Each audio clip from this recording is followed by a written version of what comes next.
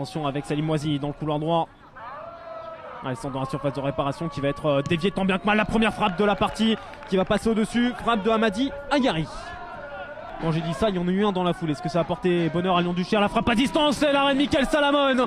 La première parade dans cette partie à la 27e minute. Encore une fois une solution sur le côté avec Soufiane Atik. Le bon centre d'Atik sur Jonathan Rivas. Frappe à distance.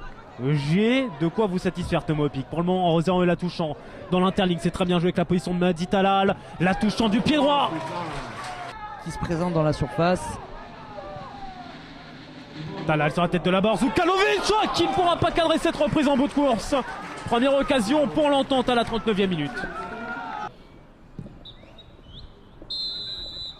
Une première période durant laquelle on aura surtout vu Lyon-Duchère, aussi bien par le nombre de tentatives que malheureusement les blessures, avec Jérémy Romani sorti dès le quart d'heure. 0-0 à la pause entre l'entente et Lyon-Duchère. Mais tout reste à faire, surtout pour les Duchérois qui, on va dire, mènent au point à la pause. Jonathan Rivas. Jeu écarté sur Brandon Tetika.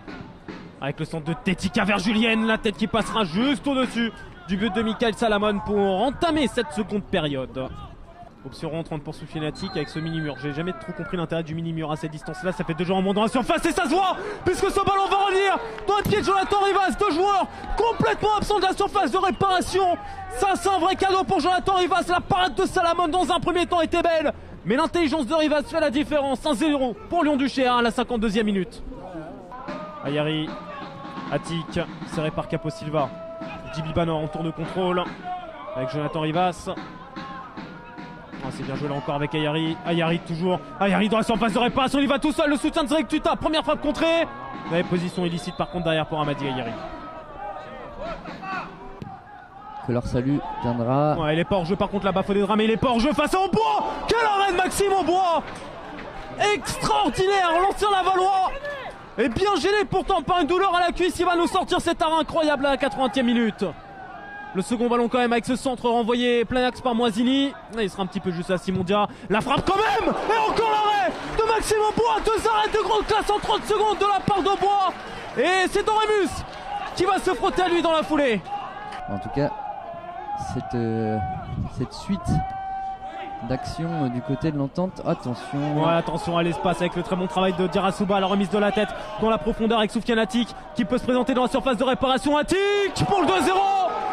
Le numéro de Soufiane Atik qui va permettre à Lyon-Duchère d'exploser de joie à la 82e minute. Et heureusement qu'avec Maxime Aubois, il y a justement 2 minutes pour pouvoir faire la différence dans cette partie, car si Atik va au but, c'est aussi parce qu'Aubois en a sauvé. Corner numéro 5 de la rencontre pour l'entente Sanois Saint-Gratien. Vent favorable d'ailleurs à l'entente sur ce corner. Il y aura une tête contre son camp qui est quand même claqué pour Maxime Aubois. Toute l'équipe de la Duchère est redescendue pour défendre. Sur ce coup franc frappé par Simondia, position de hors-jeu. Position de hors-jeu à l'encontre de Bafodé Dramé.